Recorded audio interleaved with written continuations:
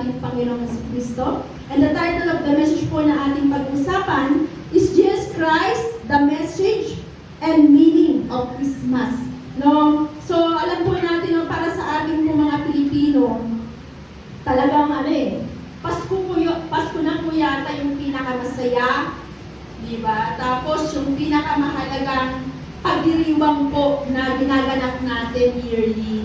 And dahil dito po, nakikilala tayo sa buong mundo na yung mga Pilipino talaga, na maaga tayong sumasalubong kapag papalapit na yung Pasko, di ba? September pa lang, naglalagay na po ng mga Christmas tree, di ba? Nagde-decorate na ng mga parol, may mga Christmas decor na sa bahay, tapos wala pang December 16, meron na pong mga nangangaroling, di ba? So sa kalye, marami na po nagpapatugtog ng mga Christmas song, tapos makikita mo sa Facebook, sino yung kumanta ng Christmas in Our Hearts? Si Jose Marichan, talagang nagpaparamdam na po, no, mga memes doon. Talagang kapag siyempre, di ba talagang yung simbang gabi, no, na karamihan para itangilin po talaga o to remember yung araw ng pagsakit ng Pasko. Di ba sa Roman Catholic talagang walang palya po yun. Dati po, nung ako ay nag-aaral, talagang pinumpleto ko po yun kasi tagilid ako sa math. Talagang pray ko po, Lord, sana hindi ako bumagsak. Talagang, hindi pa po ako kasi malalim na sa Panginoon. Talagang nagsisimbang gabi po ako nun. So, pero ngayon, na-realize ko na talaga, hindi aalis po tayo ng Panginoon sa mga bagay na nakasanayan natin. No? So, yan, yung mga regalo, yung mga reunion, Christmas party, Christmas shopping. Ayan. Tapos ngayon, traffic. Yan, mga gimmick, mga gala-gala, di ba? At sa sobrang dami, di ba? Sa sobrang daming pinagkakaabalahan ng maraming tao, sa sobrang daming gagawin. Ang nakakalungkot po dito, madalas mabaliwala. O minsan po, maisantabi natin yung pag-aaral po tungkol sa kahulugan talaga ng Pasko. No? So, how many days na lang po? Ilang araw na lang po, almost, 1 week. Ilang days na lang po, hindi kasi ako nakakapanood po sa TV. 8 days na lang po, no? Malapit na, marami na po inaabangan mga pagtitipon, Christmas party, para makita yung mga kamag-anak sa reunion, para magkaroon ng celebration, magkasiyahan po, no? Para makapagpamigay ka o tumanggap ka ng regalo, pero maraming Pilipino, siguro sabihin na natin maraming mga Kristyano, di ba? We are missing something or we are missing someone. Okay po, no? So, kulang kulang ang celebration natin ng Kapaskuhan. Kasi si Jesus naman talaga yung, minsan alam niyo po kasi parang si Jesus Christ nagiging palamuti na lang. Tapos, na-itsapwera na dahil kay Santa Claus. No? So, parang nasa sideline na lang si Jesus Christ at wala dun sa pinaka-center. Okay po, no? Na kahit na sinasabi na ang Kapaskuhan ay dahil birthday ni Lord. Okay po, no? At maraming mga Pilipino, even the Christian, okay po, no? We neglect Jesus. Nakakalimutan po natin. At hindi naman ako magtataka niyan, hindi naman siguro tayo magtataka, no? Kung sa araw ng Pasko ay neglected si Jesus Christ, talaga namang neglected naman siya sa buhay natin. Minsan, sa buhay po natin. Minsan nakakalimot tayo sa Panginoon. Minsan nakapokus lang tayo sa sarili po natin. Tapos, malapit na po itong baklasin, yung Christmas tree na yan. Diba? Sa susunod na araw, ano na po yung mangyayari? Puro lucis, squeakies, piccolo. Diba? Ano pa po yung mga ginagamit sa pagpapaputok? Diba? Tapos, ano pa, yung December, tapos na yung December 25, December 26 naman. Diba? Yung mga mag-celebrate naman po ng New Year. Tapos, aasa na naman kayo, natatangkad kayo, pag tumalong po kayo. Sino po yun? Laging umaasa. Pagtatalon ng bandang alas 12 po. Di ba? So, dumaan na yung Pasko, parang bumalik na naman yung mukha natin sa pagiging undas. Pakatignan Tingnan mo yung mukha na labi, no? Baka mukhang bundas po yung mukha, no? So, naubos na yung pera mo, ubos na yung 13th month mo, di ba? Wala ka nang napamaskuhan. Teka naman, let's stop and think for a while. Ano po ba yung kahulugan ng Pasko para sa atin? It was said po in Isaiah 9:6. Basahin ko po. Napaka-popular po na verse na to, no? In the book of Isaiah 9:6. Pwede po bang paki-flash? Kasi para mas maganda po siya sa English. Kasi nasanay na po ko na Pinoy version yung ating binabasa. 9:6, sabi po dito, dahil para sa atin may batang pinanganak. Binigay sa atin ang isang lalaking anak, sa balikat niya ang pamamahala ipapasan at tatawagin siyang nakakamanghang tagapayo, makapangyarihang Diyos, walang hanggang tatay. Grabe, ito ng ano, no? Prince ng kapayapaan. Meron pa for to us a child is born, to us a son is given, and the government will be on his shoulders, and he will be called Wonderful Counselor, Mighty God, Everlasting Father, and the Prince of Peace. So dahil po sa verse na yan, inihayag po ni Propeta Isaiah na isang sanggol ang ipagkakaloob ng Diyos. Okay po, no? And in that gospel po, sa ebanghelyo po natin na binasa, ipinakilala po kung sino yung tinukoy ni Propeta Isaiah. Malinaw po, no? Nung kanyang ipahayag po yan, that there will be a son, that there will be a child to be born. Ang sanggol na tinukoy po ni Propeta Isaiah, sino po yun? Walang iba kundi ang Panginoong Hesus. Amen? Ang sanggol na ipinaglihi, ipinanganak po nino, ni Mary, at ang pagsilang po ni Jesus ay masayang isang masayang balita. Great news, joy of salvation. Okay po, no? Ibinalita po ng mga anghel sa mga pastol sa parang. Basahin po natin in the book of Luke, chapter 2, verses 8 to 11. Nandito po yun. Sabi po dito, may mga shepherds sa lugar na yun. Binabantayan nila ang mga alaga nilang tupa sa bukid nung gabing yun. Biglang nagpakita sa kanila ang anghel ng Panginoon at nagliwanag ang kadakilaan ng Panginoon sa paligid nila. Kaya natakot sila. Pero sinabi sa kanilang anghel, huwag kayong matakot. May magandang balita ako para sa inyo. Magbibigay ito ng malaking kasiyahan sa lahat ng tao. Pinanganak ngayon sa bayan ni David ang tagapagligtas nyo. Siya ang Christ, ang Panginoon. So the question is, bakit ang Panginoong Jesucristo ang ipinagkaloob ng Diyos ng unang gabi ng Pasko? Dahil po iyon sa kanyang kagandahang loob for the humankind. Kasama ka po doon. Amen? Ipinagkaloob na po si Jesus sa atin, sa lahat ng tao. Para po saan? Para iligtas tayo. Always po natin tatandaan na tayo po ay iniligtas ng Panginoon at sa pamamagitan po ni Jesus Christ, ibinigay ng Diyos yung kanyang sarili.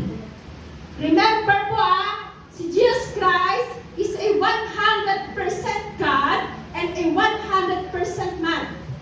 Fully. Okay po, no? Tandaan po natin. Therefore, through Jesus Christ, dumating po ang Diyos sa atin. Amen? Kung naalala na po yung topic po natin first Sunday, nag-incarnate po ang Diyos through Jesus Christ. Hindi po nag-reincarnate, hindi po siya sumati sa hayop or sa kung kanino-kanino. Nag-incarnate po, ibig sabihin po, ang Diyos nagkatawang tao sa pamamagitan po ni Jesus Christ. So through Jesus Christ, dumating ang Diyos sa atin. Naintindihan po natin para abutin ng tao. Para mamuhay siya bilang tao, para maramdaman niya kung ano yung nararamdaman ng tao. Okay po, no? Kasi minsan na po siyang tinukso, tama po? Kaya alam na yung pakiramdam kapag ang tao tinutukso, kasi naramdaman niya rin po yun, naranasan po niya rin. Kaya nga po mga kapatid, habang nag-celebrate tayo, habang pinagdiriwang po natin yung Pasko, huwag po natin kalimutan yung dahilan. Why we celebrate? Huwag natin kalimutan kung sino po yung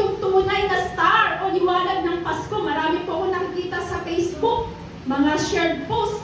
Sino kaya ang star ng Pasko ko? Parang nakita ko si Jim no, nag-share post nun. Special mention no? Sino kaya yung star ng Pasko ko? Diba? Tatandaan po natin, no? Dapat ang liwanag ng Pasko mo si Jesus Christ. Amen? Yung star o liwanag ng Pasko mo ang Panginoong Jesucristo. Ang Panginoong Jesus ang tunay na dahilan kung bakit may Kapaskuhan. Naintindihan po natin? So let's explain. Ano po ba yung meaning ng Christmas? Okay po, no? Number one, parang naghang po, no? Naghang. Ayan. Parang pambata lang po, no? Para kayong mga Sunday schooler. O, first meaning of Christmas, ito po yung Panginoon. Amen? Si Lord Jesus Christ. Ibig sabihin po, sa mata ng ibang tao, o sa mata ng ordinaryong tao, iba yung impact kasi kung pag-uusapan po yung Christmas, no? Kaya po pag sinabing Christmas, in this occasion, sino po ang bida? Si Lord. Amen? Wala na pong iba. Hindi dito bida yung maganda mong damit, yung bago mong sapatos, yung bago mong pera na tigbebente kung meron man. At iba pa. Si Christ po ang reason for this season. Amen? Panginoon, si Lord. Amen? So marami nagsasabi na birthday nga ni Lord, di ba? Pero alam ba nila yung kung sino at ano yung ginawa ng Panginoon? Ang alam kasi nila, birthday ni Jesus Christ. Pero tayo bilang mga Kristiyano, dapat alam natin kung ano at sino yung ating sineselebrate. So tandaan po natin, this season is the best, this season, ang pinaka-best season kung saan tayo po, we share His love. Ibahagi po natin yung pag-ibig at kabutihan ng Diyos sa lahat. Sabi nga po sa Bible, God's goodness leads us to repentance. Ano po ibig sabihin nun? Yung kabutihan po ng Panginoon sa atin, yung makapagbabago sa atin. Yung makakapag-transform po sa ating buhay. Alam mo po, kay laki ng universe eh. Ang laki-laki ng universe, nilikha na tayo, nagkasala tayo, pero patuloy yung paglapit ng Panginoon sa atin. Patuloy yung paglapit ng Diyos sa atin, sa ating buhay. Para para abutin tayo. Okay po, no? Hanggang sa po, ipinadala niya yung kanyang Mesaya, yung tagapagligtas, Panginoon ng ating buhay, because the Lord is good, the Lord is gracious, and the Lord is love. Yun po yung katotohanan nun eh. Dapat natin pong isa-isip po yung bagay na yon. At yung unat pinakamahigit po na kahulugan at mensahe po ng Pasko, sino po? Yung Panginoon. Amen? Tagapagligtas po na sumasa atin. Diba? Emmanuel. God is with us. Sabi mo nga sa katabi mo, baka nakakalimot yan. God is with us. Amen? Emmanuel, God is with us. Pangalawa po. Ayan, yung love. Tandaan po natin, no, yung pinaka-meaning po ng kapas ng Christmas po is yung love. Dahil po sa pag-ibig ng Diyos, He sent His Son, Jesus Christ, di ba? And to be our Lord and Savior. At ipinakita niyo po yun sa pamamagitan po, lalo na yung kanyang pag-ibig sa atin. Amen? Paulit-ulit po ito na kailangan ipangaral po sa mga members, no? Bakit po nang simula pa, okay po, hanggang sa pagtatapos, siya po ay pag-ibig. God is love. From the beginning, there is love. Okay? In the beginning, God created the heaven and earth. Nandun na po yung pag-ibig ng Diyos. And in the New Testament time, for God so loved the world that He gave His only Son. Dahil sa pag-ibig ng Diyos, pong binigay niya? Yung kanya pong anak. Dahil sa kanya nag-uumapong po na pag-ibig sa atin, pinadala niya po ang Panginoong Jesus. Amen? Upang iligtas tayo sa lahat ng ating mga kasalanan. po sa kanyang utos. Anong pong utos niya? Mahalin ang Diyos, mahalin ang kapwa. Love God, love people. So it means ang Christmas is about love. Ang Pasko po ay pag-ibig. Kaya kung meron po tayong tinatawag na ano po yun, yung mga unheard issues, baka meron kailangan pala din ng mga restoration, reconciliation po, no? O baka yung puso natin meron pang mga unheard issues, panahon na para isuko natin sa Panginoon yun, no? Talagang punuin tayo ng pag-ibig, paghariin yung puso natin ng pag-ibig ngayong Kapaskuhan. Hindi lang tuwing Pasko, kundi araw-araw po, no? So, once a year lang po ang December 25, yan, di ba? Pinaniniwalaan natin para maging tradisyon na po yung Pasko, no? Pero, always remember, hindi ka lang once a year mahal ni Lord. Amen? Araw-araw minamahal ka ng Panginoon. The essence ng Pasko, yung essence po ng Christmas, ay para maging malaya ka sa buong buhay mo. Kasi alam niyo po, yung minsan kinakanta na lang po natin yung Joy to the World kapag Pasko lang eh. Di ba? Kapag Pasko lang. Pero sana kahit hindi Pasko po, no, nandyan palagi yung sa puso mo yung joy. Amen. Hindi pwedeng tuwing Pasko lang, Joy to the World. Di ba? Pero sana araw-araw, yung joy nasa puso po natin palagi. Tapos minsan, kinakanta po natin yung Gloria in Excelsis Deo. Paano po ba kantahin yun? Hindi ako nang kantahin. Okay po kapag Pasko, pero sana yung pananangin po natin, kahit hindi Pasko, di ba? Lagi natin kinakanta yung Glory in the highest.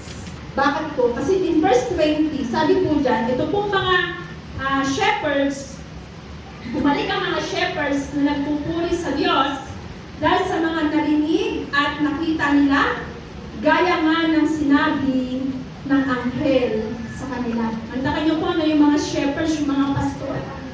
They received the joy, the great news, at talagang nagpupuri. Sana ganun din tayo, no? Na talagang nagpupuri tayo kasi alam natin na si Jesus Christ ay pinanganak para siya ay namatay para sa atin at bigyan tayo ng kaligtasan. Then po, next, meaning of Christmas, yung pamilya at pagkakaisa mo. Alam mo po, kung totoo, pwede namang lumitaw si Jesus Christ na parang tao na.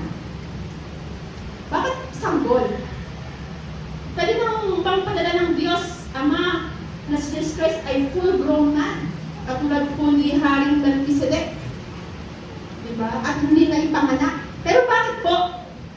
You know, God still used Mary and Joseph as an instrument. Diba? Kumbaga ang Panginoon, ang Diyos, gumamit ng human mechanism para magkaroon ng tinatawag na institutional family. Diba? Bakit po? Kasi po, para mag-give birth doon sa Messiah.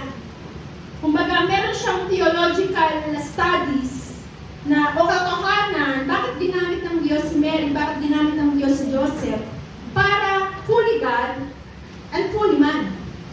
Okay po, no? Si Jesus Christ. At maaari, kaya ginawa ni Lord o ng Diyos.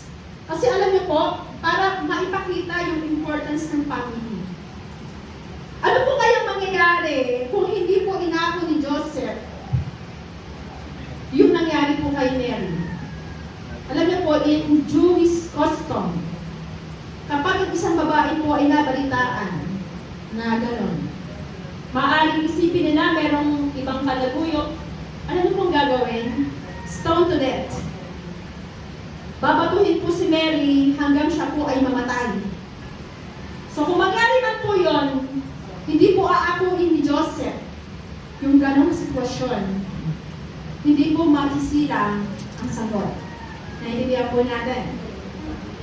So Mary is going to die because of stoning to death. Yun po yung Jones Foster nun parusa. Kaya ano pong ginawa? Inako po ni Joseph dahil the angel spoke to him. Inako niya po yun. Inilagaan si Mary hanggang siya po'y manganak. Okay po, no? So, nakita po natin hanggang sa ang Panginoon ang ipanganak sa sabsaban. So, parang ang nangyari, si Lord yung nag-create ng isang institution. And that what is called family. Ibig sabihin po, pinaparangalan at binibigyan po ng importansya ng Diyos yung pamilya. Okay po, no? So, tandaan po natin si Jesus, meron siyang physical mother, earthly parents. Sino po yun? Si Mary and si Joseph. And ito po, nagkakaroon ng unity. Even God the Father, God the Son, and God the Holy Spirit. Tayo po mga Kristiyano, we are called as an ecclesia. Ibig sabihin po, set of believers. Tayo po ay mga mananampalataya, pinagbubuklod-buklod ng Panginoon. Pinagkaisa po. Kaya nga po, di ba, pag Christmas, mayroong mga reunion, di ba, mayroong mga kasiyahan po, may mga reconciliation, may mga reunited lives, okay po. No? Ibig sabihin po, si Jesus Christ na parito para maging agent of reconciliation between man and God. Kasi nga nahiwalay tayo eh. And through Jesus Christ, na-reconcile po tayo. Tayo rin po, bilang mga mananampalataya, we are called as a minister of reconciliation. Even in our family. Kaya nga, nandiyan ang pamilya, nandiyan ang Panginoon, kailangan po nating mahalin sila. At last po, na meaning of Christmas, ang pag-asa. Sino po dito nawawalan ng pag-asa? Wala naman po. Okay po, no? So, we read in the book of Isaiah, yung prophetic notes na ano po, that the Messiah would be the Prince of Peace. Prinsipe po ng kapayapaan. Ibig sabihin po, dumating ang Panginoon dito para upang maging instrumento ng kapayapaan at pag-asa. Siya yung nagbibigay po sa atin ng pag-asa. Nagkaroon ng pag-asa yung mga basag nating puso. Amen? Dati po, basag na basag yung puso natin. Pero dahil kay Jesus, ano po? Na nagmamahal sa atin ng buo. Na kahit kailan po, hindi tayo sasaktan. Mamahalin po tayo ng buo at kung sino. Ito po yung inaantay ng sambahay ng Israel. Yung mga people of Israel, they are waiting for the Messiah na na dadating at magdadala ng kapayapaan at pagliligtas. Pero alam mo, nakakalungkot, hindi po nila yung namalaya. Okay po, no? Ngayon, tayo po, alam na natin, amen? Alam na po ba? Dapat alam na po natin na siya ang Diyos, ang Panginoon ng ating buhay. Sabihin mo sa katabi mo, kapatid, meron ka ng pag-asa. Meron tayong pag-asa, amen? Bakit po? Ang buhay po nagkakulay. Higit pa sa sinabawang gulay. Nagkakulay yung buhay natin, mga kapatid, no? Kaya, kung wala kang pag-asa ngayon, there's an option to look down at your life or to look up Jesus. Amen? Meron kang, pwedeng pumili. Look down mo yung buhay mo, o tumingin ka sa Panginoon, magtiwala ka sa Kanyang walang hanggang pag-ibig. Amen? So, ano po yung mensahe? Pinag-usapan po natin kanina, ano po yung meaning? Ngayon naman po yung mensahe po, the message of Christmas. Yan. Number 1, bring the focus of Christmas back to Christ. Amen? So, tandaan po natin, napansin niyo po yung panahon po ng pangangaral at yung buhay po ni John the Baptist. Kilala niyo po si John the Baptist? So, nung itinuturo niya po at itinataas, he is teaching, he is lifting up Jesus Christ. Hindi niya po itinaas yung kanyang sarili. Kaya so marami pong nakikinig sa kanya, nangangaral po sa kanya, lumalapit sa kanya, naniniwala sa kanya, nagpapabautismo sa kanya, pero in the end, ano po nangyari? Para sa kanya, si Christ ang dapat makilala. Amen? Alam niyo po, ngayong Pasko, let us put Christ at the celebration. Amen? Hindi po dapat palamuti lang siya. But Jesus must be the center of our lives all throughout the years. Bakit po? Ang sabi po in the book of Psalm, ito po, balik po muna tayo dito sa Luke. Pinanganak ngayon sa bayan ni David ang tagapagligtas nyo. Siya ang Christ, ang Panginoon. So, ibig sabihin, yung pinakasentro talaga ng Kapaskuhan, sino po? Si Jesus Christ, our Lord. And sabi po sa book of Psalm, next po, sure na ililigtas niya ang mga may takot sa Kanya para maramdaman natin sa ating lupain ang glory niya. Okay po, no? So, ibig sabihin, when Jesus Christ was born in the manger, nandun na po yung plano ng Diyos. Nandun ka na. Nung time na yon, kasama ka na dun sa ililigtas niya. Amen? Kaya kinakailangan po natin ibalik yung focus natin doon sa manger where the child was born. Ganun din po, we bring the focus of Christmas back to Christ. Baka minsan sarili na lang po natin kung ano yung makatatanggap mo, kung ano yung mabibili mo ngayong Pasko, kung ano yung magkano matatanggap mo sa caroling. Yun. Para na. Baka doon na lang tayo nakapokus. O baka sa Christmas party, sino kaya yung prayer partner, kung sino kaya yung magbibigay sa ano kaya yung ibabalot niya para sa akin kasi pinagpapray ko siya. Let bring back the focus of Christmas to Christ. Amen? Next po. Yan. Ito po yung maganda, no? Operate on the spiritual level. Ayan. Kailangan mo na isipin natin yung mga... Kasi alam mo po, minsan din napapansin ko sa sarili ko yan, no? Na parang nakakalimot na akong mag-pray, tapos nagiging abala ko sa pagpaplano ngayong Christmas. At nakakaligtaan ko rin talaga magbasa ng Bible. Kasi na-focus yung isipan ko sa ano yung mga kinakailangan gawin. Hindi pala tama yan. Kailangan natin i-operate yung sarili natin on the spiritual level. Kasi masyado tayo nakapokus sa physical, sa mga material. Alam mo po, yung celebration of Christmas must be spiritual. Kaya lang po nakakalungkot sa ating panahon po, no, na ang layo-layo na ng Pasko sa tunay na kahulugan. Masyado na po tayo nagiging materialistic. Kailangan na po siguro na na alam ko meron kang ganito, may mga naka-advertise na lalo na po sa Shopee, lalo na po sa Facebook, ang dami po talagang naglalabasan, tapos kung matutugso ka, i-art to cart mo. Diba? Ano pa sa mga malls? Ano po nakikita po natin, no? Bonggang-bongga yung mga Christmas light, yung mga palamuti, pampasko. Bakit po kasi commercialism eh?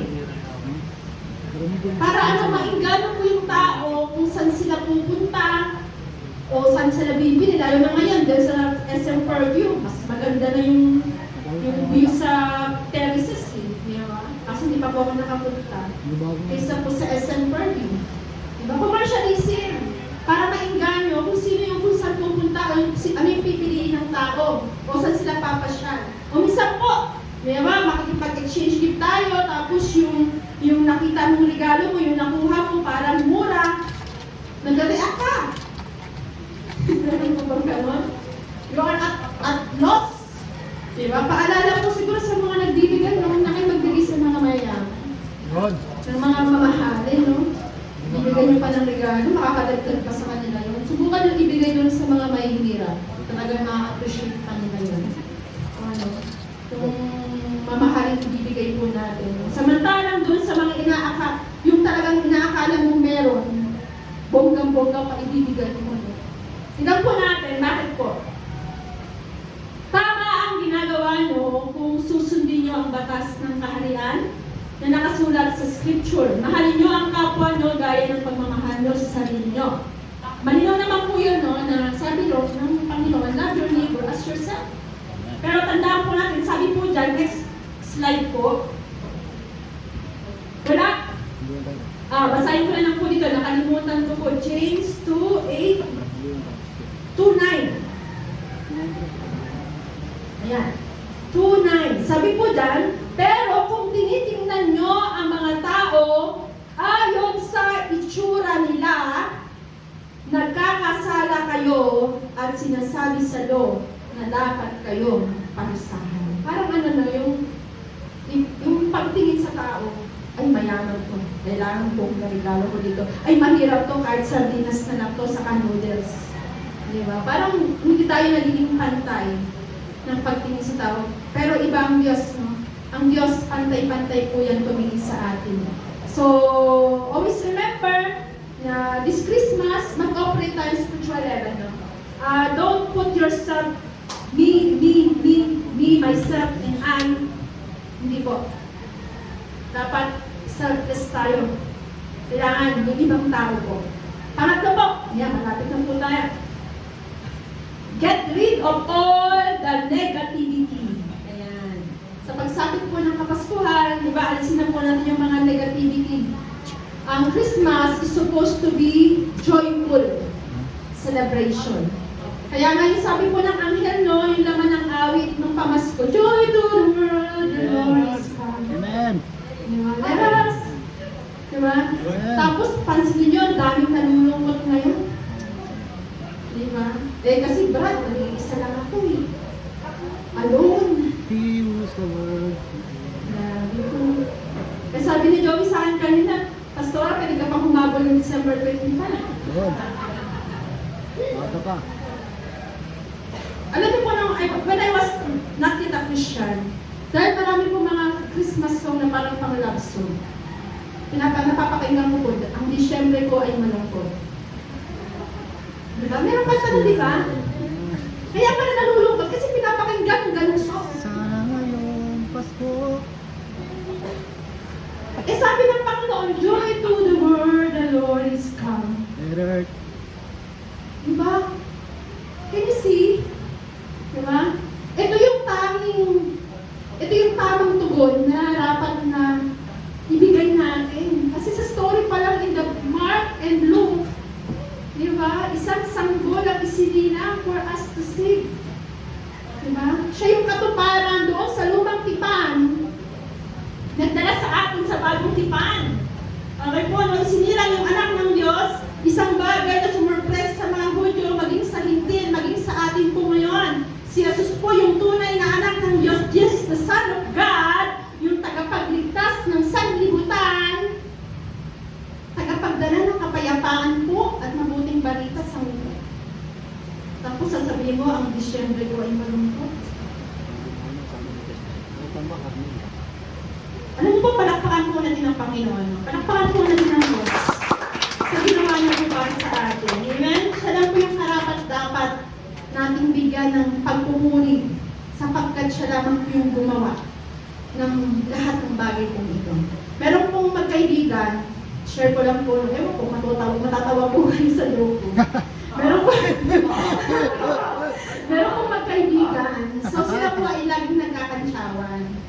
Tinatanong siya ng kaibigan niya, oh, kailan ka naman magpapakasal? Kailan ka mag-aasawa? Nasa kasalan po sila. So ngayon, bumawi siya. Pumunta po sila sa isang lamayan. Tanong niya yun, o ikaw, kailan ka naman? Kailan ka mamamatay? Yun. Nakala po yung joke. Hindi ako nakakapagkatawa talaga.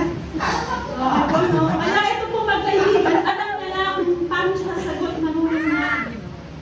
Tinanong siya, kailan ka? Next year. Kasi meron siyang pag-asa.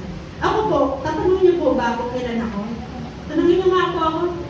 Kailan ako? Tanungin ko sa sarili ko, no? Second coming po ni Lord. Okay po, no? Hindi ko talaga kayo mapatawa. Okay po, no? So, okay po, no? So, tapos sabi ko po, tanungin niyo po ako kung kailan ako. Sabi ko po, kung isasagot ko po sa inyo, second coming po ni Lord. Kay Lord na lang po ako ikakasal. Amen? So, alam niyo po, for application, payagan po natin muling ipanganak ang Panginoon sa buhay po natin. Amen? Paghariin po natin ang Panginoon, hindi po mahalaga kung wala kang pera, kung wala kang handa, kung wala kang bagong damit, wala kang ganito, wala kang ganyan. Ang mahalaga po, pinaghaharian po tayo ni Jesus sa ating buhay. Amen? Tayo po mismo yung dapat na magliwanag. Amen? Tayo po yung liwanag ng mundong ito.